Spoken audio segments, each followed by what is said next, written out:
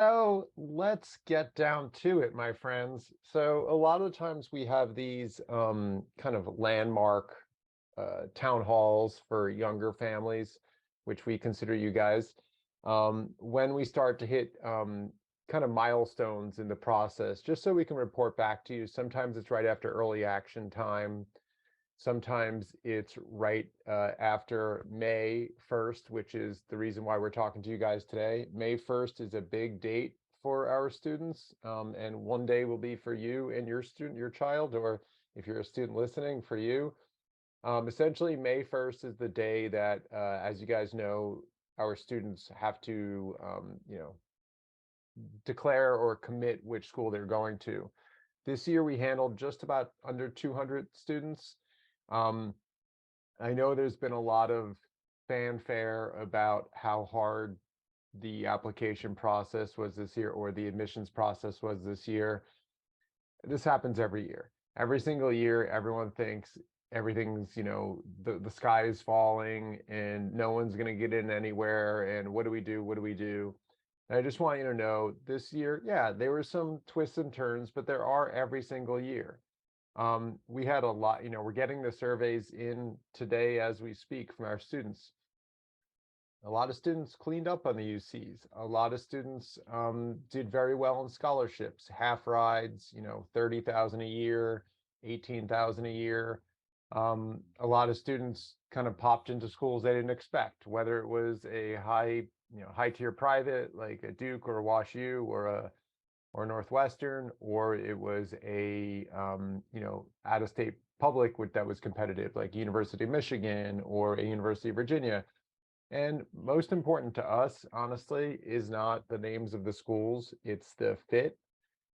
Literally, right before this call, I had a student who called and wanted to do a college decision consultation. And we do these all the month of April. Students are like, I'm between Boston College and USC. Between the one I just got off was this girl had gotten into UC Santa Cruz, a bunch of other schools, and then just got off the wait list at UC Santa Barbara. And she said, well, now that I've started to fall in love with UC Santa Cruz, now Santa Barbara's coming out of the backfield. What do I do? And we just kind of broke it down to the program and, the fit. But we've had a lot of students get late acceptances off the wait list to Berkeley. That's been the number one. We've had students get not accepted to UCI, not accepted to UC San Diego, not accepted to Santa Barbara, and then they got into Berkeley. I don't know. We've had a lot of Berkeleys this year, a lot more than UCLA's, like probably over 30 or 40 Berkeleys, I would say, which is a good sign. So the sky is not falling in the college process land, but there are some things that we need to kind of pay attention to as we move forward. Um, you know, uh, are we tracking towards a major? Is that major impacted? Are our grades going up or down? Are we taking the right courses that we should be taking? Should I even be testing? Is that worth my energy? What do I even want out of college? What can my family afford? Right? So these are all questions that we all are facing. And as some of you guys know, my son is a freshman at college at UCLA, and I went through all this stuff recently just as well. Like, where can I afford? Where will we get in? What major will he become? So what I want to do tonight, just kind of like answer any questions that anybody has, because you guys are the younger classes. Our juniors are all rolling through and marching towards their summer workshops and their application season and building their college lists. But I want anyone right now, before I start kind of going down the path of, what to expect in the next, you know, year or two, depending on what age you're at, is if you have any question about the college process, no matter how arbitrary it sounds, what is the difference between need-based or merit aid? What does it take to get into a UC these days? I'll be hitting some of these as I go, but how do we find our major? Do I need to take a foreign language class, for my senior year? Any question that anybody has, I would love you just to put it in the chat. And you can send it directly to me, or you can send it to everybody. But I would love to be answering questions as I go because, at the end, when I ask if people have questions, their brains are kind of like, you guys are like deers in headlights sometimes because a lot of information is coming at you. But as we're going, if something just kind of pops into your head, um, please ask a question. I'm used to answering, we as a team are used to answering every single question um, to, like as they go. So the first one comes in. I'll answer them as they go. And so it says, is 10th grade too early to ask for letters of recommendation? Great question, Trudy, because letters of recommendation are usually on the students' minds. So I will jump into that now before we jump through some of the other aspects. Um, Letters of recommendation, just so we know, here I'll even bring up a document. All right, I'll bring up the Common App. So because a lot of these words become, you know, tossed around a lot, I like to show things as I do them. So this is the Common App. The Common App is the other main application besides the UC app that most students spend a lot of time on. There's the Cal State app, which you can do between breakfast and lunch. It's a really easy application. But then there's the Common App and the UC app. The UC app does not have any teacher recommendations. So the only place you will really be finding letters of recommendation required are on your Common App schools. So if I go to my colleges right here, this is just a fictitious student, and I open up here, it'll tell me one teacher evaluation is required, one is optional. All right. And we start going through this list, and I can bring up our list and show you guys the vast majority of schools will not require more than one letter of recommendation. The highest that we have as a requirement is 2 letters of recommendation. So a lot of people are thinking, when do I ask? What teacher do I ask? Should I ask for a class that's matched in with my major? So let's start out with the best case scenario first. The best case scenario is that you're asking a teacher in your junior year. That is the first, choice. Then the next layer of best choice is that you're choosing a teacher that is going to speak to your strengths that might be in alignment with your major. So for example, if I'm applying to a computer science major, it would probably be either good to have a math teacher, a AP Comp Sci teacher, or maybe even a physics teacher. Just shows my ability to kind of handle, complex problems. If I'm a pre-med major, um, you know, maybe I might be going biology, it might be going chemistry. So those teachers would be good to ask. But when you take those two things together, a lot of students, when you talk to them, like, oh, I want to go pre-med, but my bio teacher is not someone who's going to write a good letter of recommendation.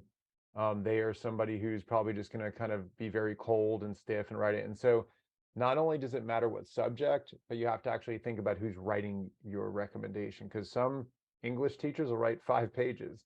Some physics teacher will write a paragraph. And obviously I'm stereotyping there to try to be funny. But at the end of the day, what we have to think about is year closer that you get to your application launch, the better. Some students will ask their senior year first semester teachers for like economics, because that is a common letter recommendation for business majors, and that is first semester or second semester senior, which wouldn't work. So junior year tends to be the best, in alignment with your major, and then you try to find a teacher that would write the most. If any of these are out of place, like you can't find a junior year teacher, yes, you can do a sophomore teacher. If you can't find something in line with your major, yes, you can use someone that just can write glowingly about you. So the best case scenario can be scaled down to different levels. Try not to be like a freshman teacher. So 10th grade is like the absolute earliest you would dip back to, but some students have teachers that they have multiple times. Bio honors, then AP bio. Chem honors, AP Chem, Comp Sci basic principles versus Comp Sci advanced. And so sometimes these teachers who teach you in 2 classes, English teacher multiple times, are the best because they see your longitudinal progress. You don't ask these teachers if you're going to get a letter of recommendation from them until the summer before your senior summer. I mean, sorry, before your senior summer. So you do not need to be asking, tugging on your teacher's, sleeve right now, talking about like a letter recommendation 2 years from now. So really, you wait until junior year is coming to an end.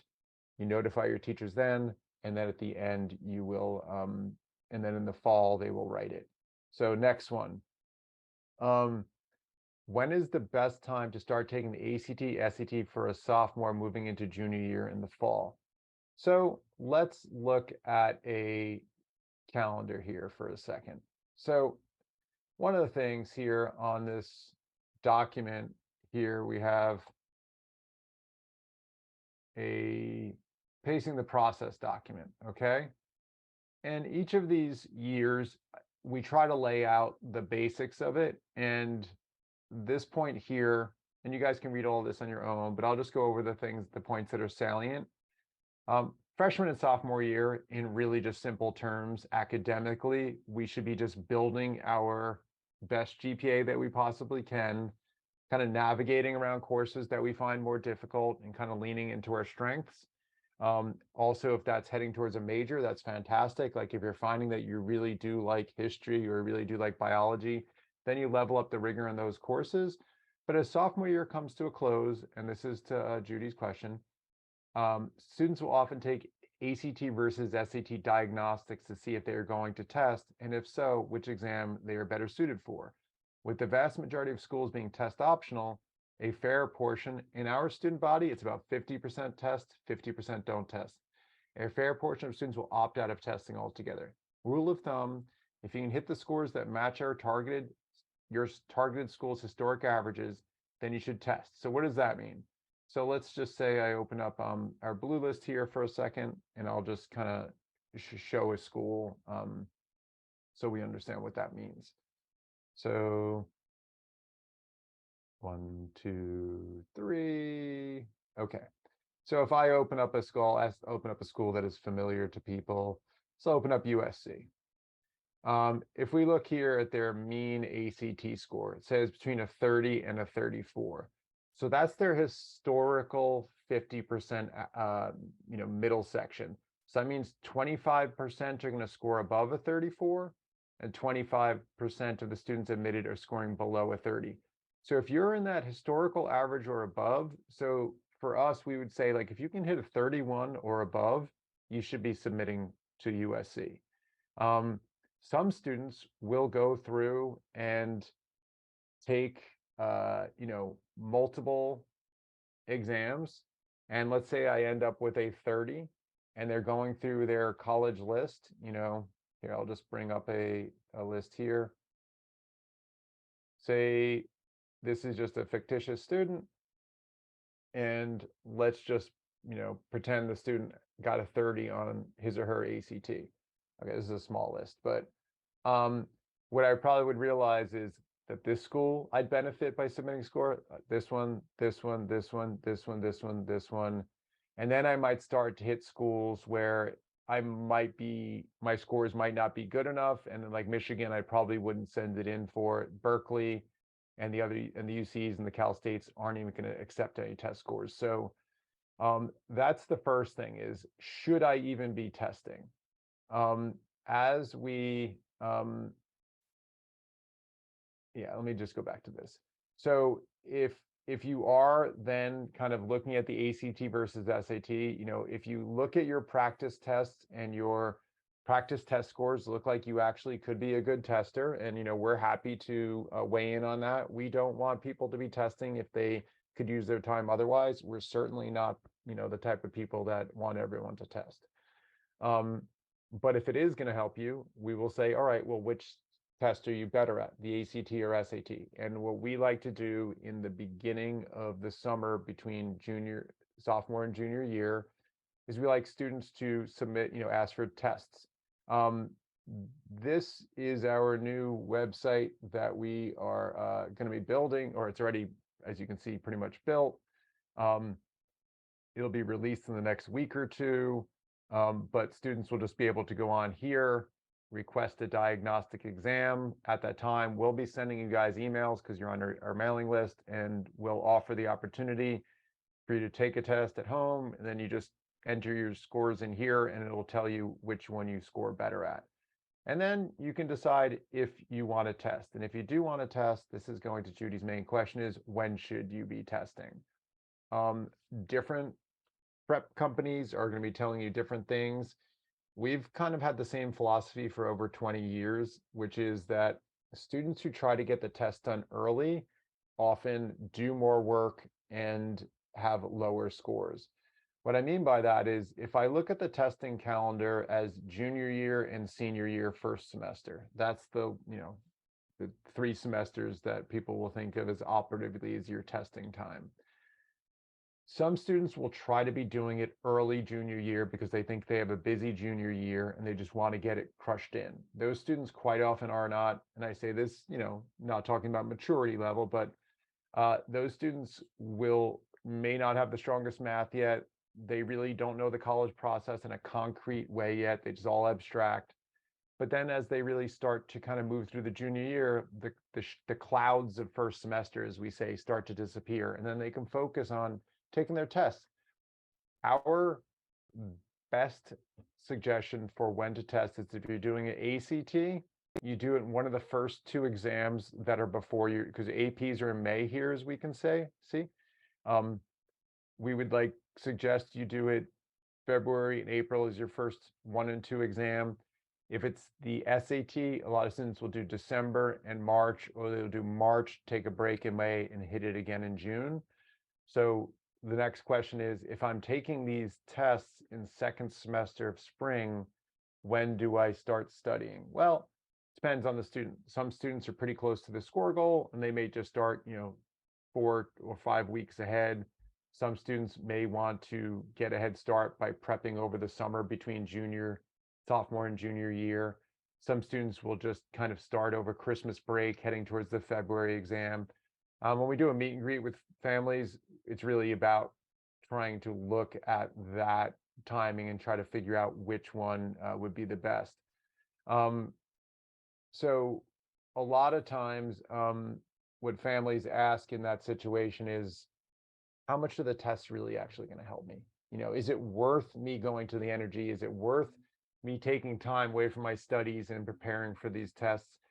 And I'll be honest, the answer is a little bit mixed. So let me give you some quick breakdowns.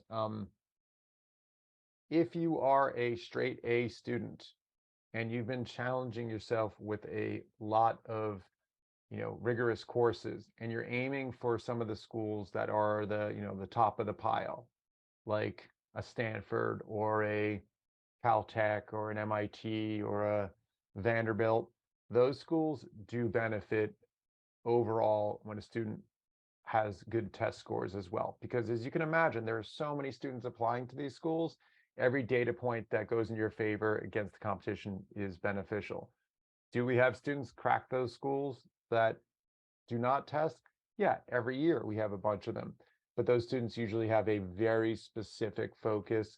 Their breadcrumb trail, as we call it, all their activities, all their extracurriculars, their coursework, their test scores all lean into kind of like a specific direction, like biology or, computer science or whatever it might be. So that student will want to test.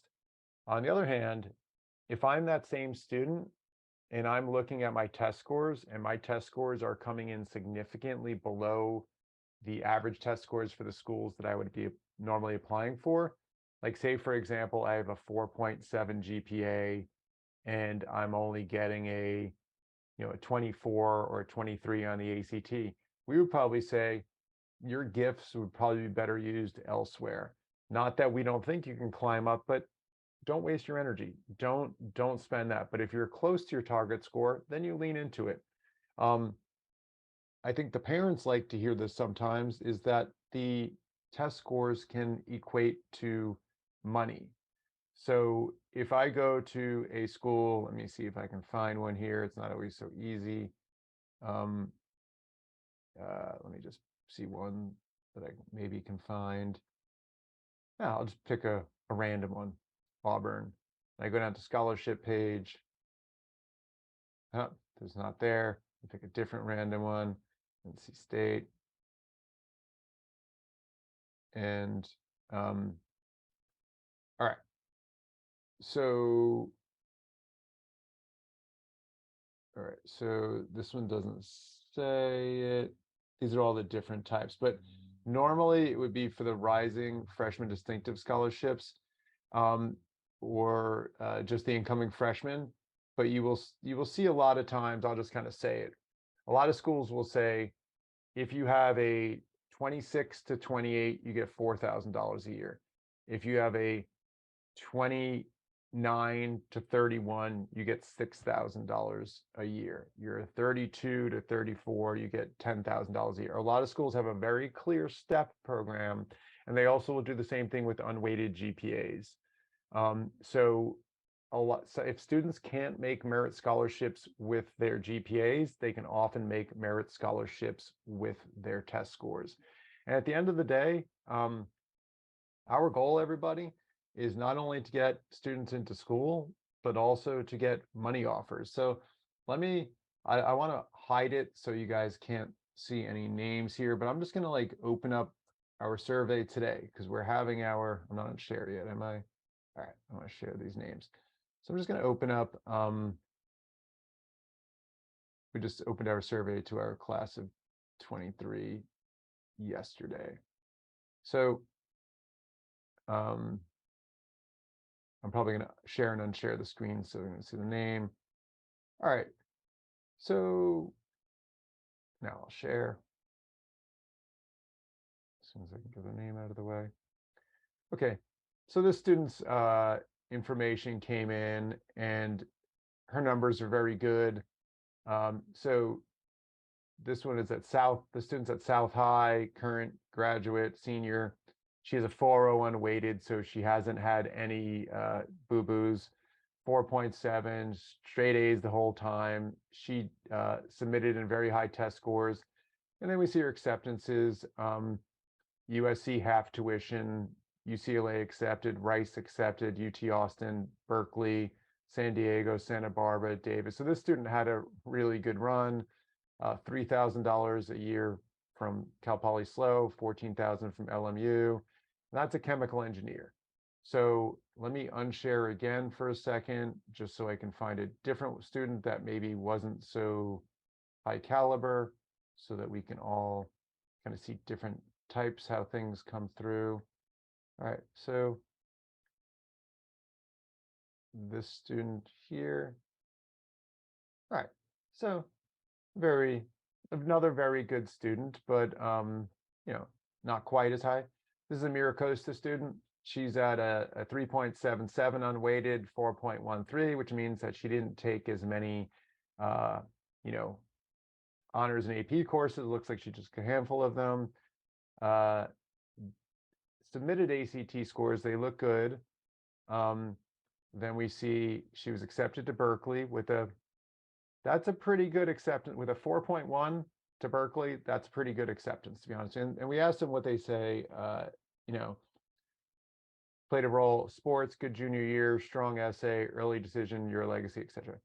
So Berkeley accepted, University of Washington accepted, University of Denver, $30,000 a year, renewable annually, which is a nice one. But still, that only takes us down to the price of a UC.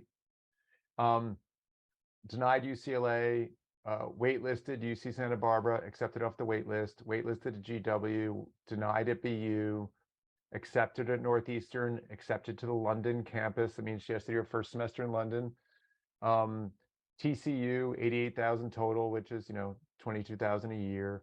USC waitlisted, Irvine waitlisted, Michigan waitlisted, and she's going to Berkeley. So I won't go through a bunch of these, but at the end of the day, you can see that a lot of these students will be applying to all sorts of schools in state, schools out of state, schools that are private where they might get some scholarship money, schools that are not private, that they might be able to get a good price at.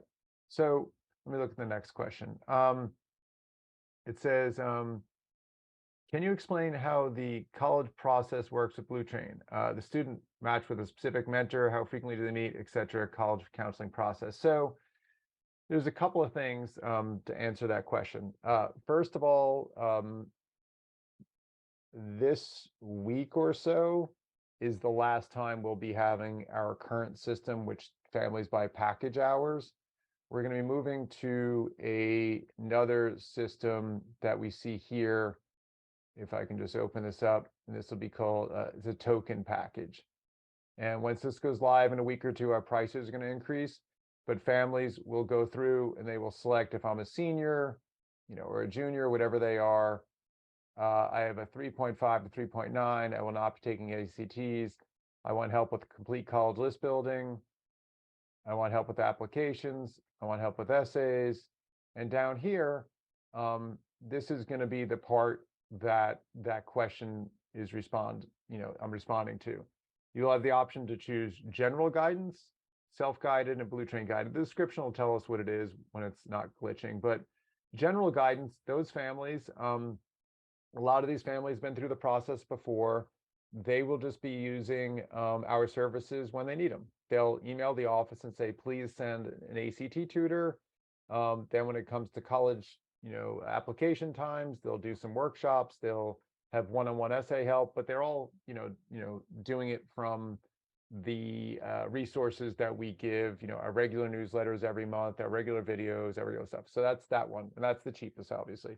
Then there's self-guided for families that want to use a lot of Bluetrain counseling, but they want to use it on their terms. So these are for families that we always say the families that know what they want and when. Like, I want to set up in a class, something to organize my applications.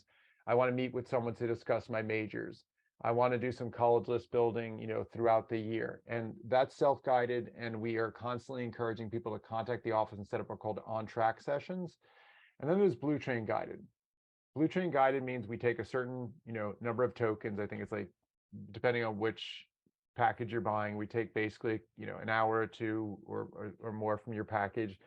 And then you have a dedicated counselor who will be checking in with you every month, making sure all your needs are met, and be setting up your on-tracks with you. That's obviously a little bit more hand-holding, and we don't want to hold everyone to the same, same prices, because everyone wants something different. So when families do that, they will opt for one of those two, and then they will go to package options. And then here, it will show you guys which package options that, will be available based. So this student had between 340 and 500. So that looks like they'll be using one of these two packages. But as always, our main goal is to try to figure out how to help the family in the most economical way possible.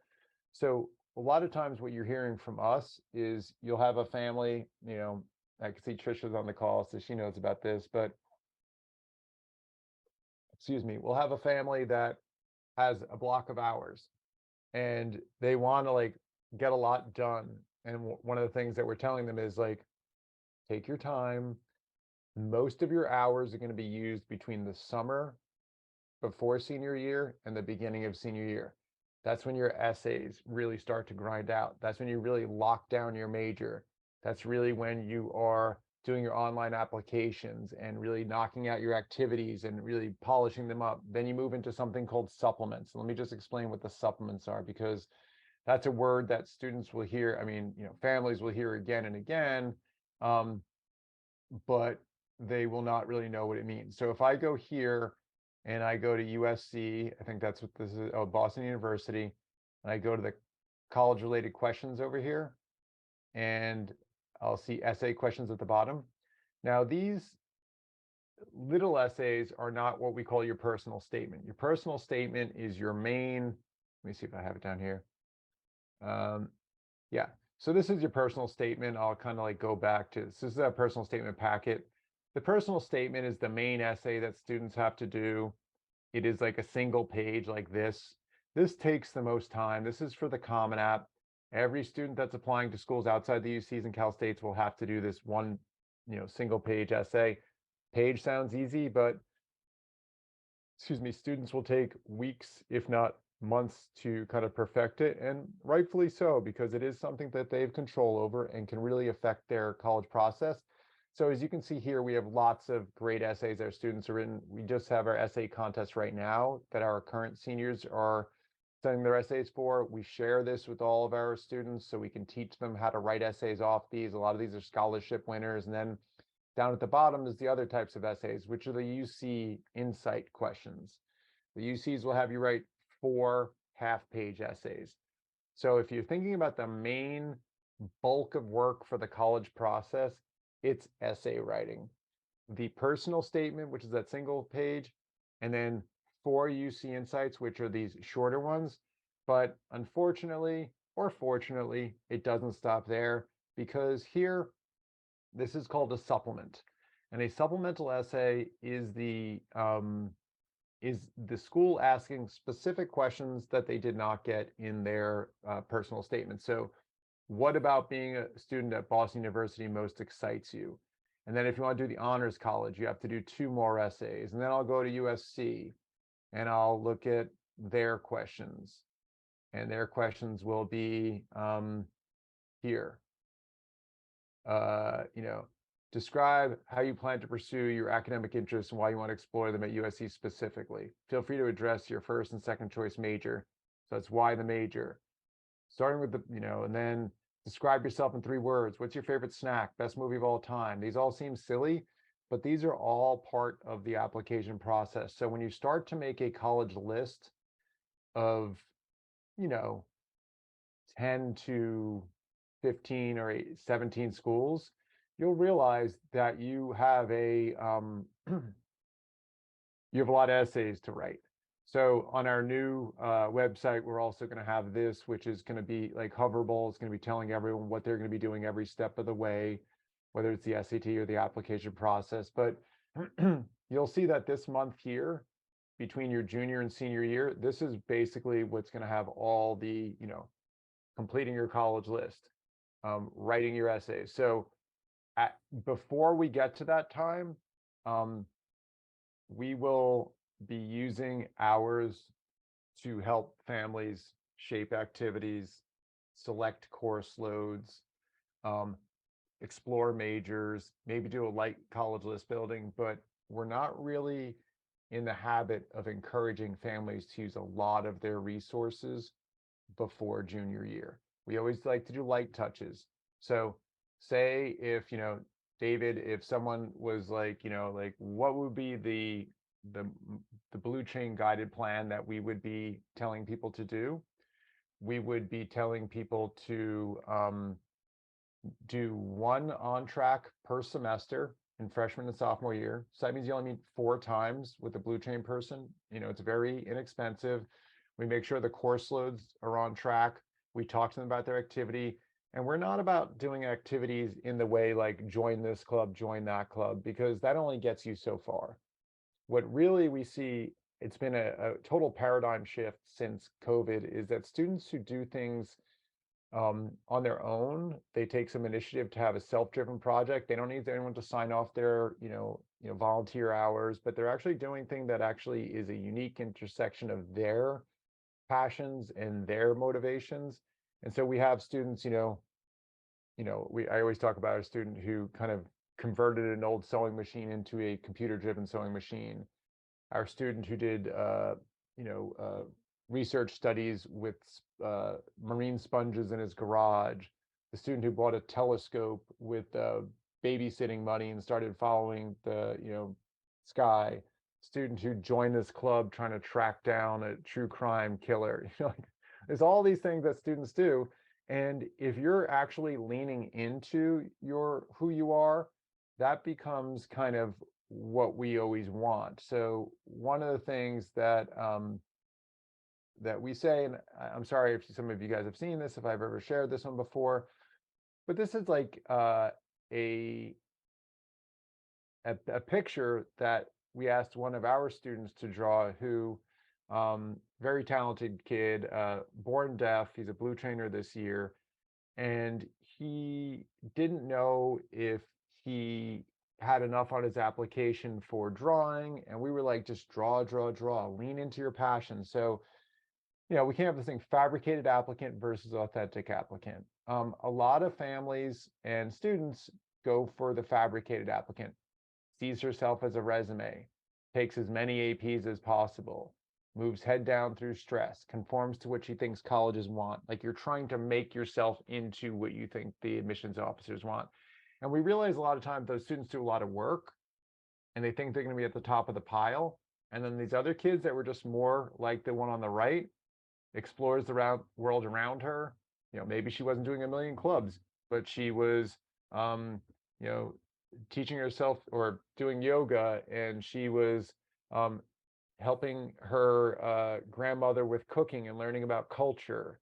And maybe she was watching foreign movies with her brother and her dad. And maybe she was making, short films with her iPhone and all these things that are her.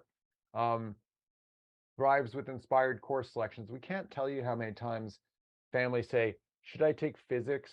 Should I take calc? Should I take 4 years of a foreign language? Because I think this is what the colleges want. Will it hurt you? So we always say there's some basic rules. Make sure you're covering your, your core classes, like your English, math, and your science, all 4 years. Your social science, 3 years, you can skip 1 year in that. And your foreign language, 3 years is best. But other than that, students can choose what they want. We have students, a student got into Stanford this year, took ceramics as one of his senior year courses because he wanted a breather course. And he explained that on the application. Like, because I was taking physics C, because I was taking calc BC, I also took ceramics because I wanted to find a balance during the day. That's okay. Colleges want people who are human beings. So we also say embraces individuality and personal growth, navigates challenges mindfully. So when we are working with students before junior year, we're trying to shape the authentic student. We're trying to, and family, moms, dads are welcome in on these conversations because we're all on the same team. We're all trying to help the student find what they're interested in, not try to fabricate themselves, and then lean into that. And then by leaning into that, they become a better version of themselves, and then they become more attractive to the colleges. So on that note, that's what we do. And then when we hit junior year, it's like, all right, it's kind of like game on. Now, once we hit junior year, it's like, all right, if you have, because we have college list building that's off peak and peak. And whenever families come to us early, we're like, you came to us early, let's help you have a more affordable path because you came early. So one of the things we tell our students who are rising juniors with us is do college list building during your junior year before it becomes peak season. And it's like accountants get, attacked in March. We're the same way with college counseling. So we encourage our families to do cheaper college list building over their junior year. A lot of students will meet 2 or 4 times with someone like me or David or Matt or Celeste, and we will kind of be shaping their list, and they have their blue list. And to this point, because you asked the question, David, I do want to kind of like jump to kind of show what we're be having in the next, this is being built as we speak. This is our portal. Let me go here. Oops. Trying to get rid of this thing. Hold on 1 second. You guys can't see it, but it's on my screen. It's annoying. All right. Oh, not going away for some reason. There it goes. All right. Sorry about that because you guys had no idea what I was doing. For our family, and part of the reason for the price increase is because we've spent about $150,000 just in tech that we're building for our future families. And this kind of all goes into it. So for the first of all, we will be having a portal that the families will come into. They will have their notification reminders that come from the main office for all of our families. And this will be the specific goals and assignments for the student. And then the upcoming courses, the upcoming events from Blue Chain that they can see. Then here, we'll just keep track of their academics over the years. And this way, everything we're doing here is basically mimicking the structure of your applications. So when it does come time to do your applications, you basically just have 2 windows open and you're just transferring information if you do this right. Because our goal is to make this very, very, application friendly. ACT, SAT, keep track of your scores. kind of like the applications, what we want our students to be doing, because we think activity descriptions are huge. And a lot of students rush through them during senior year because they don't really remember everything. So we want our students to do as early as freshman year, sophomore year, early junior year, start to kind of put their activities down, even if it's like my son put singing in the shower on his application, and then keep notes on those things, because those notes, when we are applying to college, those notes, that the things that you remember about going to Yosemite and your environmental studies, or you're building the computer and what you learned from that. And these little arrows that you see, those are mimicking of the hierarchy on the UC app and the Common App. You get to rank your activities from the most important to the least important. It's not which one you've done the most. It's not the one you think is the most prestigious. It's what is most important to you. And that goes back to the authentic applicant. Students will, and we really encourage students to be moving things that they care about to the top. So you'll see students working on this, and they'll be moving things up and down. They'll be keeping notes, and it'll be a a godsend when it comes time to do their applications. Then they will have, of course, access. This will have their preferences, types of schools they're looking for, their application tracker once they get their colleges. But if you guys have noticed, when I use the blue list, every single day we're doing something new. Right now, I sent in a new thing to our developer that the student is now going to be entering a GPA, and it's going to turn the edge of these schools different colors based on your chances of getting in there. So you'll be able to keep notes through the process. You will be able to explore. There's live cams, there's 10,000 videos, lots of cool things. Then also, this essays part of the portal, you will have all the prompts from all the schools on the Common App, and you see already preloaded here, so you won't have to go looking for them. And then as you start to kind of write essays, you'll be able to save them as your fishing essay, your different supplements down here, why University of Michigan, why Tufts. And then this will be all organized for the students, so they're not going in their Google Docs, and we can work with them. And then there'll be the calendar, which will just have they'll have their calendar when they have appointments with us, their Blue Chain calendar. They'll have resources, so at any time a family wants to see anything they missed in December, a town hall, like a notification or anything, they can go back here. And then their tokens and everything's will be kind of deducted as they go. And these are just one of the things. And then obviously our new website is going to have lots of helpful things for families. Our blue list, as I mentioned, just in the last few weeks, we did this. We went through every single school, found their dorms, dining hall, student union, rec centers. So students are finding that extremely helpful. We put in this note box, which is, great. Our students are, like if I go to a school like, Boulder here, I can put in links. I can put in, exact points of the video. So the counselors can really kind of, really be kind of putting a lot of stuff. And then students will use this later when they're writing their essays. So they can learn all about the school, and I can click on, this YouTube, and this is telling me about the clouds on the, UC, CU Boulder campus. So, and obviously we're always customizing this to the students' interests so that it's kind of reflecting the schools back to them. We don't even know of another search engine like the Blue List online. So we've been working hard to build this, and the same people who are building it are also the counselors.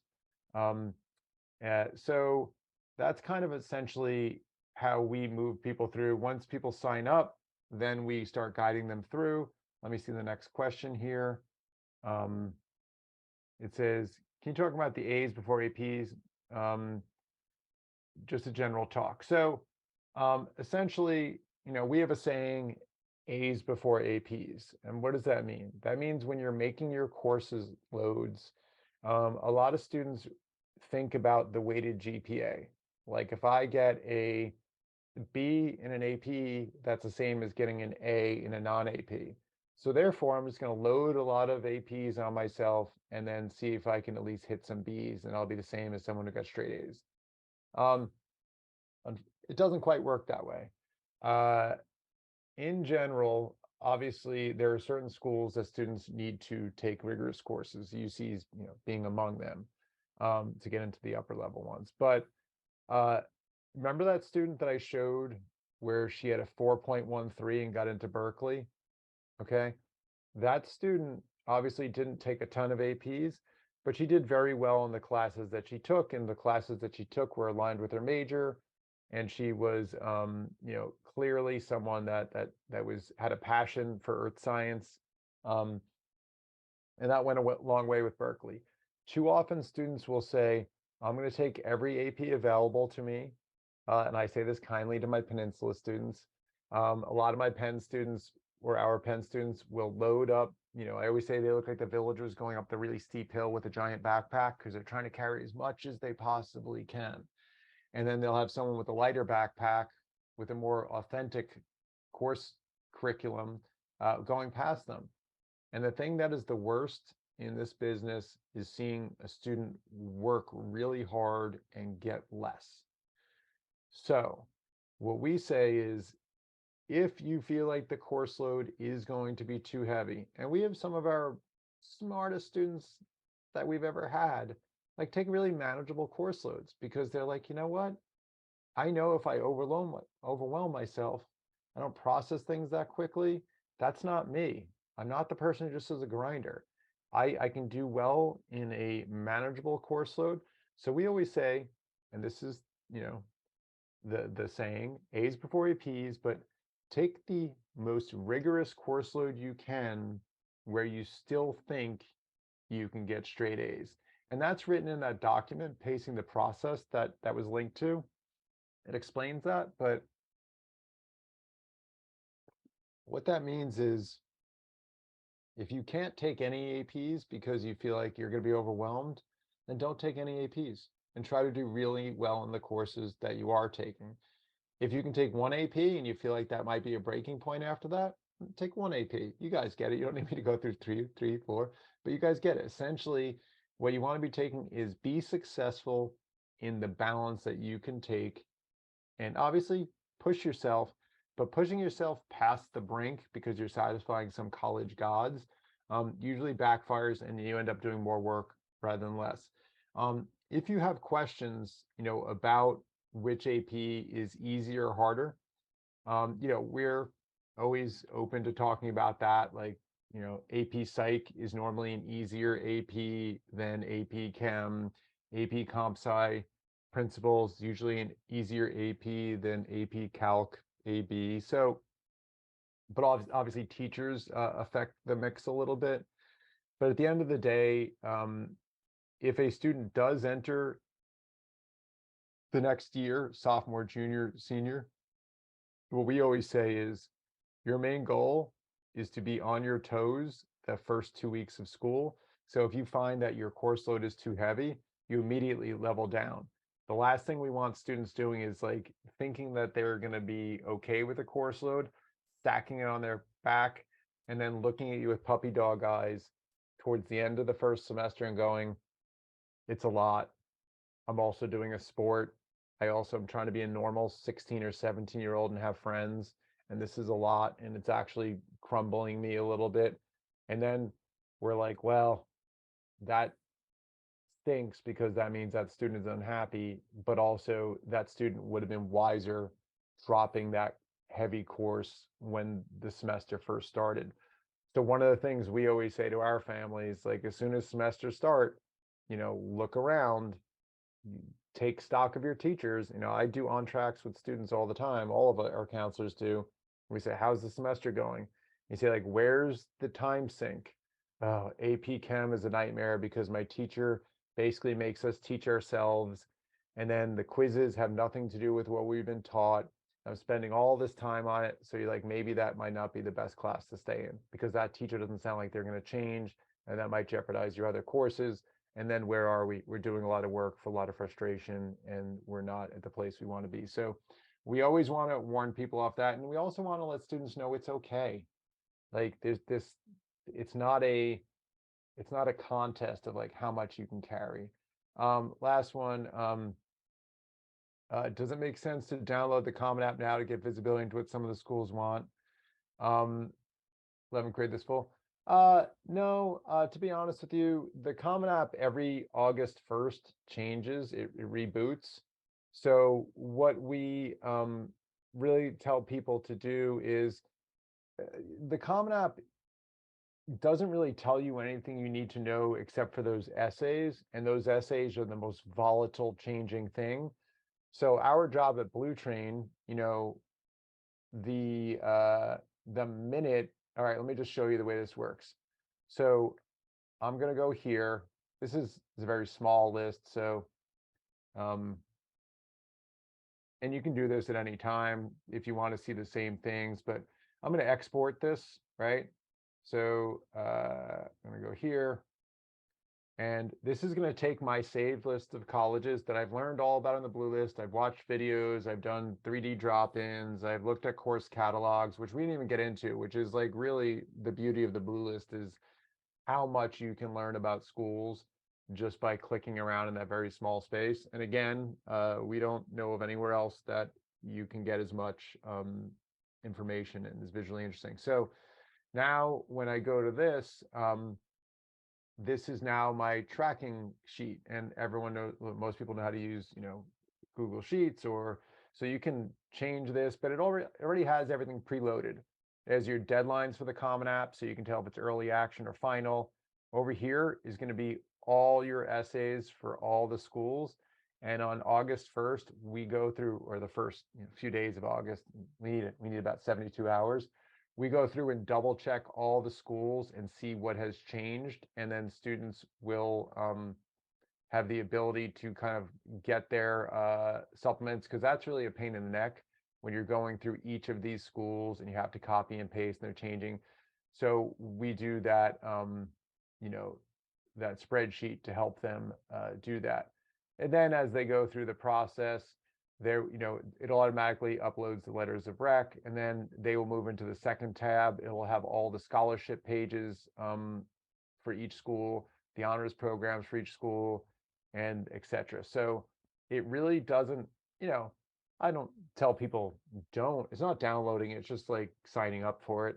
It's fine if you want to get in there and move around in it. Like, I don't see any harm in it, but don't start thinking that those essays are going to be locked in, because they very well could change. And that's one of the things that we see a lot of newer prep companies out there doing, is they have their families start doing the Common App and UC App in June, and then a lot of those things every year get switched, and there's no reason to do that. So like when we do our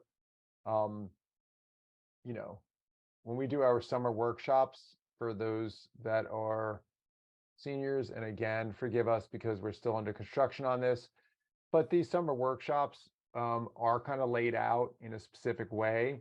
So, June, July is for building college lists and starting personal statements. August for doing online applications and polishing those long form personal statements. And then September, October, November, December are to focus on high school classes, finalizing college lists, and polishing your supplemental essays. So our students, our rising seniors to be, who are all now juniors, second semester, a lot of them are already signed up for their summer workshops. They're going to do one-on-one as well, but they know they're not actually going to be doing their Common App until August. So they're just focusing on the essays, the prompts, etc. Then. Someone says, when does the price increase go into effect?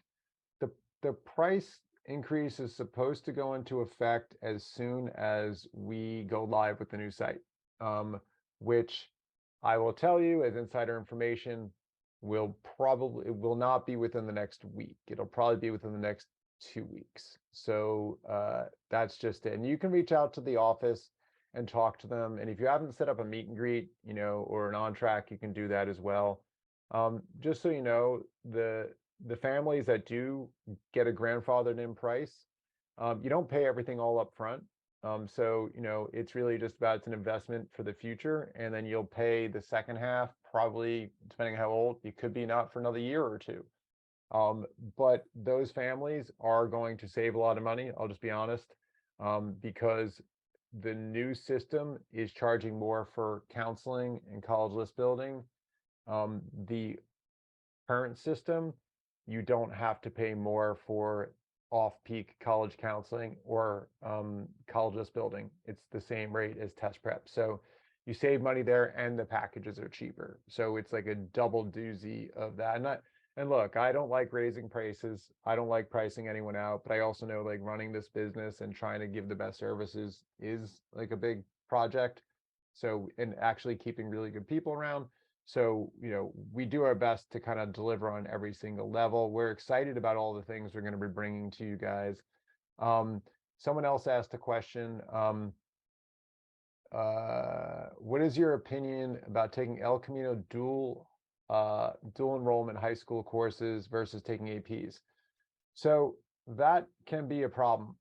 So the person who asked the question is probably thinking, for example, like AP US history. A lot of students don't want to take that test. PV High in particular. So they go to El Camino and they do a dual enrollment. And they think because they're doing a dual enroll college level course, the colleges are going to give them the same bump they would if they did an AP course. That's not the case. The UCs might, depends if your high school has quote unquote adopted that course into your transcript. If they haven't, then that course won't even show up on your Common App. Like, just to show you guys, the Common App can be problematic because when I'm here and I'm going to the courses and grades, and if I go into like 10th grade and I enter these, they do not allow me to entering colleges on the Common App. So that kind of really frustrates a lot of students. They go, well, then what do I do? Well, if you did it in a dual enrollment with your high school, then it's going to be under Redondo or Miracosta or whatever high school you're at. And then you're going to be listing it just like it says here as a dual enrollment course at Redondo Union or whatever it is. So the school may or may not bump that. So when does dual enrollment actually give the benefit that you really want it to? Dual enrollment gives you an actual benefit that you can't get from taking high school courses when you're taking courses that are not, offered by your high school and that are in alignment with your major. So for example, say I'm a business major and I'm, a junior and my high school doesn't have any business classes. They have economics for seniors and they might have, some like financial algebra, but they don't really have anything for business majors. But then in dual enrollment at El Camino, they have an entrepreneurial class. They have a finance class. They have all these things that are like, ooh, these are going to look great in my application because these are all what we call the breadcrumb trail. Like I started a business on Etsy. I follow the stock market and have a mock portfolio. I've done a dual enrollment at El Camino. I talk to my mom or dad about business. Like all those things become the breadcrumb trail. So then when they're looking at you, because eventually, and we get into this in detail as we go through the year, obviously 1 hour isn't enough for me to kind of unpack everything. The college crowd's not even close. But one of the things that we realize is that like when you get to a certain point in the admissions process as your application is going through, it just starts out with what's called a general read. And a general read is this student's or are these students' numbers even good enough to put them in the category of a possibility? So if I have a 2.2 and I'm applying to MIT, MIT is going to say, might be a wonderful young man or woman, but this GPA isn't going to pass the first general admission evaluation. So then what happens? Let's say the student gets passed, like Michigan is a big one, for example, that a lot of students get through, or actually the UCs. Let's just talk about the UCs because UCs are huge on this. You get past the general admission status. And then the next thing is if, say, I have a 3.92 weighted GPA, that's like on the bottom level of like a UCLA. And they're like, you know what? Let's invite that kid past the general admission. But then your application then goes to a departmental read. And the department is like how well suited is this student for our major? Not how is a student going to help or hurt the school's statistics, for numbers. How well is this student going to fit into our psychology program? How well are they going to fit into our computer program? Like, what breadcrumb trail have they left that make them a good fit? My son is a perfect example. His GPA was below the average of getting into UCLA, but his interest in music, his instruments, was so clear on his application. Every single thing spoke to his love for music. And then he got into the departmental read and they gave him an interview. And then he knocked the interview out of the park again because of his love for music. And so then that became the departmental read gave him his entrance. So a lot of times when we're sitting with families, and I'll wrap this up soon. I know we're getting close to the end here. A lot of times when we're talking to our families, and I say this because I don't want to leave everybody on this one note in their head. We don't want students to have existential crises about what they're going to be when they grow up, when they talk to us about their majors. We don't want parents to have existential crises about like what their child's going to be and if they're going to have the ability to pay their bills. We know there's a return on investment with college. We know it's important. Another day I'll deconstruct rankings for you and tell you why they're not as important. But at the end of the day, when a student is, applying to the schools, we have to make sure that they are, well, ultimately, well, let me go back to the major I was going to say, because I started to go off the tail there. The short way to say it is playground 1, 2, and 3. I always say this: playground 1 is high school. What do you love? Music, lean into it. What do you love? Nature, lean into it. What do you love? Math, lean into it. And that creates the breadcrumb trail, the authentic student. Then they open the door. My son is in his first year. He's changing his major out of music already. And he's moving to another major. And I totally expect that might be the case. And all I wanted him was to create a key that opened the door so that he can go to playground 2, which is college. And, that student that I was talking to right before this call, she was between, as I said, Santa Cruz and Santa Barbara. Santa Cruz has psychology. Santa Barbara has psychology and brain sciences, which is more of a science degree. And the Santa Cruz one is more of a social science degree. And she's gone through the process a lot, and she kind of slowly has realized that maybe it's not psychology she wants, maybe it's medicine. So then she's going to lean into Santa Barbara because she feels like that playground will allow her to explore more. So it is a process. In the age, or at the age your child's at right now, or if you are the student listening, it's okay if you don't know what you want to be. Just play hard in the things that you like. If you like computers, sometimes parents like, he plays video games all the time. It's all he does with his time. I'm like, then make a video game, or create, build a computer, or talk to a computer programmer and like learn a different language, or, get better at Python or whatever it is. So at the end, we're just trying to encourage students to kind of build themselves up to the point when they actually are applying to college, that they have all these great activities that really can get past the departmental read. So that's what we work with families, and you guys can do that on your own. You don't need some person on Zoom like doing that, but obviously we have some facility with it. We've kind of talked to a lot of students. We can kind of make some suggestions. But as we close out here, let me just kind of say some final words. First of all, if you have any questions about, signing up, the price increase, all that stuff, feel free to reach out to the office. Our job is, I wouldn't be telling you all these things if I wasn't inviting you guys into that.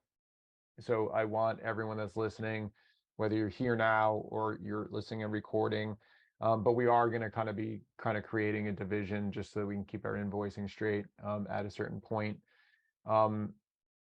If you want to set up an on-track with us and sit with somebody and kind of get a basic big picture view of your process, and if you feel like that's time, rising sophomores to juniors, you guys can do meet and greets starting next month. So if you are a sophomore currently and you're going to be a junior next year, which I'm sure there are some on, you guys can do a free meet and greet starting in the month of June, and that we can do a big picture, overview with you guys. And all you need to do is go to the website and sign up for a meet and greet. And if you lock in the meet and greet before we change the website, we'll grandfather in the old price for you, if that makes sense. So as long as you get the meet and greet set in before that.